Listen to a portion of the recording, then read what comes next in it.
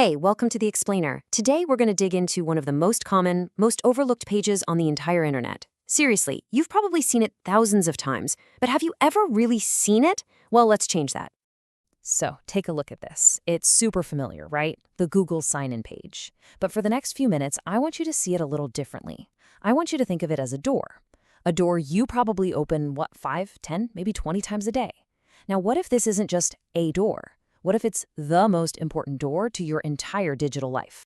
See, the thing is, what you're using here isn't just a password for your email. No, it's way more than that. You're actually using a digital master key. And that's really the heart of it, isn't it? A Google account isn't just for Gmail. It's this one single key that unlocks your photos, your private documents, your calendar, even your location history, a whole ecosystem of your personal data. It's the one skeleton key that opens dozens of different rooms in your digital home.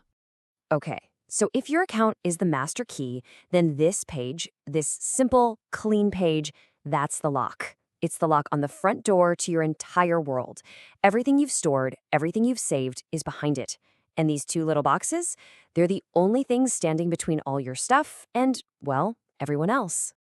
And check this out, the lock itself tells you exactly which keys fit. It's right there, plain as day. Email or phone. These are the two primary ways you prove it's you. They're like the unique grooves cut in your personal master key that tell the lock, hey, it's me. Let me in. All right, so you know how to unlock your own door on your own trusted devices. Easy enough. But what happens when you have to use a computer that isn't yours? At a library, a hotel, or a friend's house. Turns out this page has a critical security warning hidden in plain sight. I mean, be honest. How many times have you actually read this little question here? Not your computer? It seems so simple, but it's a huge security prompt. Google is basically asking, hey, are you about to put your master key into a strange lock? Because when you do, the risks are totally different. And this lays out the stakes perfectly.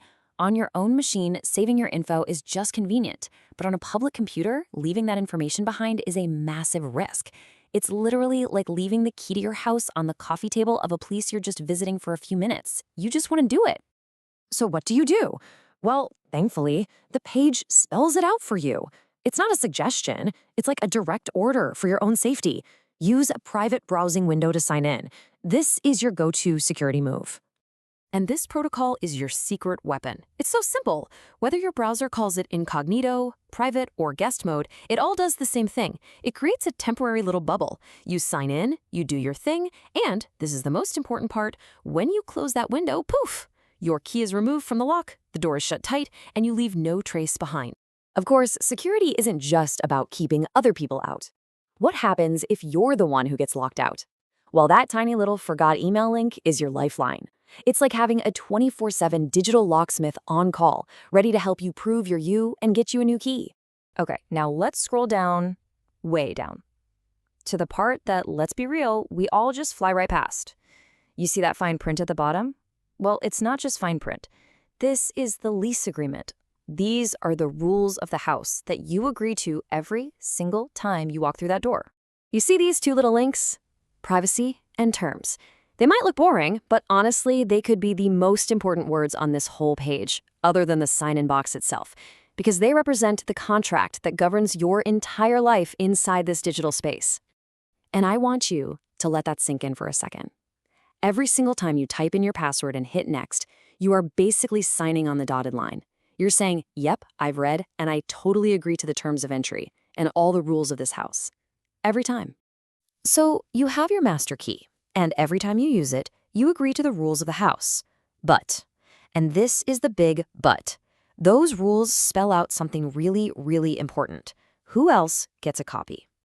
And let's be super clear about what that means. When you sign in, you are not just unlocking the door for yourself. You are actively reaffirming your contract with the landlord of this digital house. And that contract, those privacy and terms documents, spells out in detail what they can do inside your house. How your data, your content, and your activity can be used, analyzed, and even shared. Which brings us to the final, big question that I want to leave you with.